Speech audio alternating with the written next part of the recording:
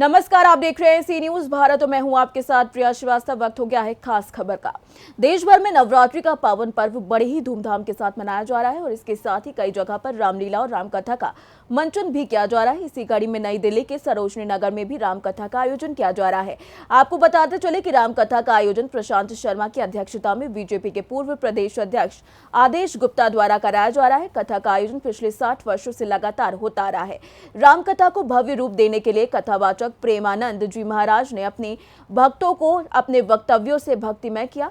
इसके साथ ही उन्होंने कहा कि यह हमारी सनातन की भूमि है, हमें अपनी संस्कृति और सभ्यता को बचाने के लिए इस तरीके से कार्यक्रम रहने देना चाहिए और जिससे आने वाली पीढ़ियां भी हमारी संस्कृति को बचाए रखें।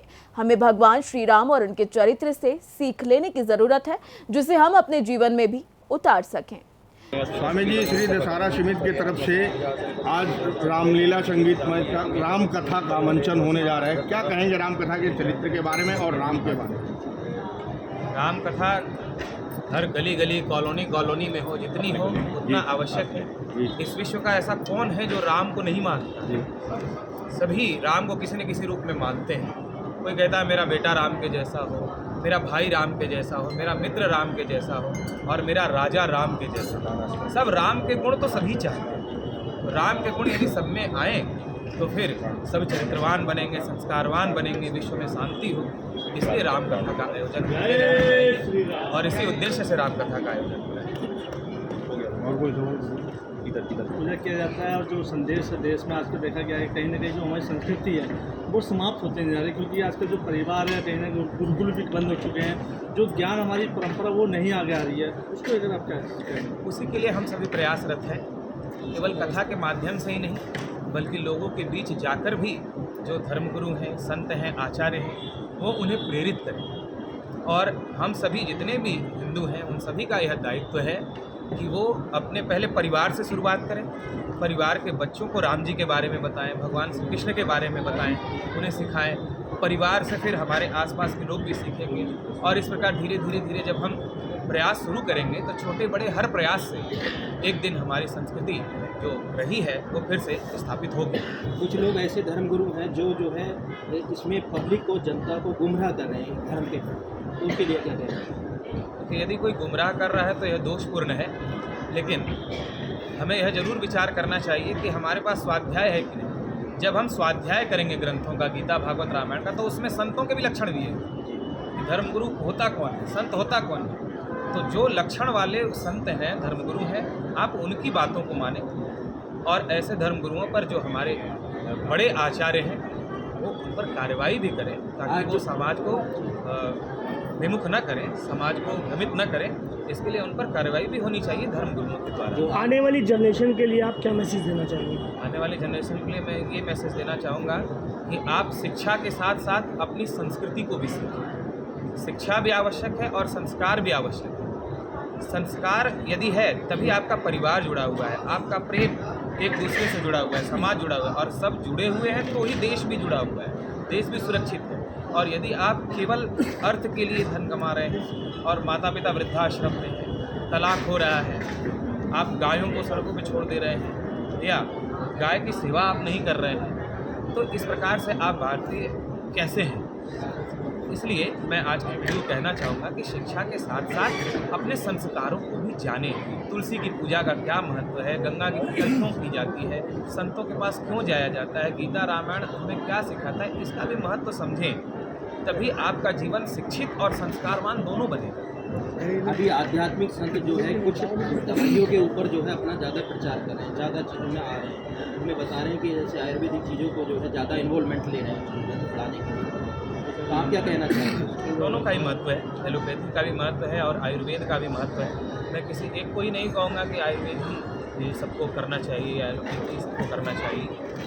हमारा आयुर्वेद जड़ से बीमारियों को ठीक करता है, लेकिन आजकल अव्यवस्थित जीवन के कारण, जैसा कि पहले जीवन नहीं रहा है हमारा ऐसा व्यवस्थित, हमारी वैदिक परंपरा में सबको उठने का, सोने का, बैठने, क्या खाना है क्या नहीं खाना है, कब उठना है, ये सब कुछ निर्धारित था और सब उसके अनुसार जीवन जीते थे, इसलिए इतनी बीमारियां नहीं थी। लेकिन जब से सब वैदिक परंपरा से विमुख होकर के जीवनचर्या अपना बनाने लगे हैं, नई नई बीमारियां रोज सुनने में आ रही हैं, ये बीमारी है, ये बीमारी है, तो इसलिए फिर एलोपैथ की भी जरूरत हो रही है आज के समय में, और एलोपैथ का भी विरोध नहीं है। उससे जो कहीं नहीं ठीक होता वो एलोपैथ से ठीक हो रहा है।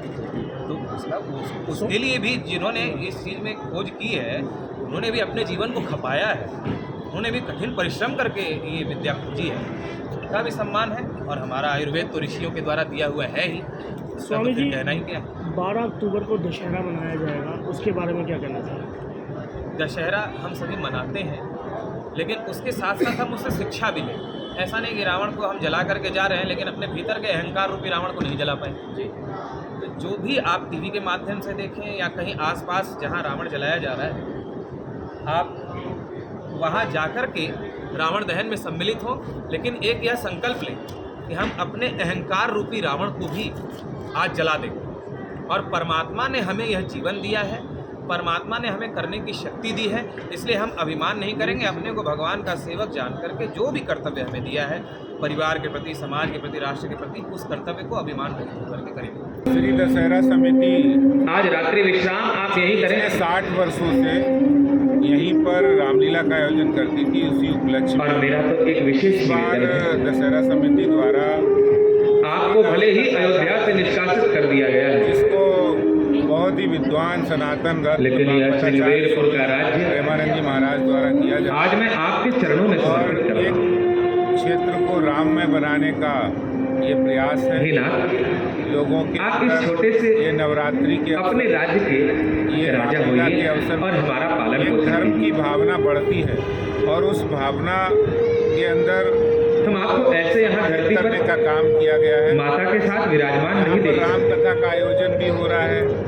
यहाँ संस्कार भी कहते कहते निषाद राज का और कंठ साथ ही अवरुद्ध साथ होने लगा है। प्रतिदिन यहाँ भंडारा भी होता है और भगवान श्री राम ने कहा, उनके लिए मित्र, भी विशेष व्यवस्था की गई है। बहुत अच्छा मेरी माता और पिता माहौल इस इलाके में ने मुझे वनवास का नियम बताया। तापस वेश विशेष उदासी 14 वर्ष राम एक मुझे अंतर विशेष उदासीन होकर के रहना है। नवरात्रि के अवसर पर प्रभु राम जी के चरित्र मैं गांव नगर में रुक नहीं सकता, अपने अंदर लाने के भगवान नहीं खा कोशिश सकता, कर रहे हैं इस राम कथा को सुनकर। धातु के बर्तनों का प्रयोग नहीं कर सकता।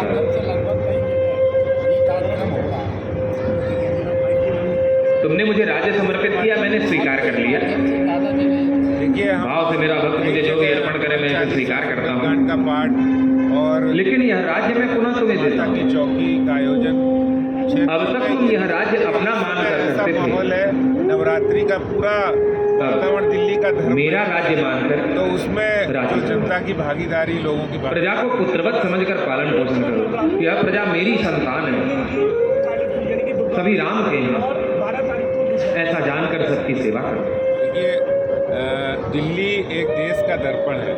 हम यहाँ पर बंधन में कब होते हैं और मुक्ति के दशहरा भी होता है, रामलीला भी होती है, किनारे कब होते हैं। के त्योहार भी होते हैं। माता की जैसे ही सब- हमारे मन में ये भाव होता है ये मकान मेरा, ये फैक्ट्री मेरी, विशेषता है ये कि संपत्ति देश मेरी, का हम मॉडल है बंधन में जहाँ हो हर जाते हैं। प्रांत के, चाहे वो बंगाल हो, चाहे मेरा, इतना ही बंधन है। गुजरात हो, यूपी हो, बिहार हो, मेरा हटाकर तेरा। पंजाब हो, हर जगह के लोग हैं। हे प्रभु, ये परिवार भी आपका, बच्चे भी अपनी आपके, आस्था यहाँ घर मकान भी आपका, जमीन जायदाद भी आपकी, फैक्ट्री भी आपकी, नौकरी भी आपकी, प्रतिष्ठा भी, बस तेरा कर देना। नई दिल्ली से सी न्यूज संवाददाता दीपक सिंह की रिपोर्ट।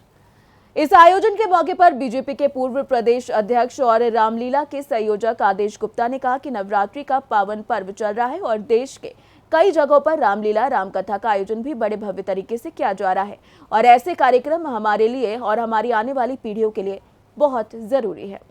फिलहाल इस खास खबर में इतना ही। देश दुनिया की बाकी खबरों के साथ जुड़े रहने के लिए आप देखते रहिए सी न्यूज भारत।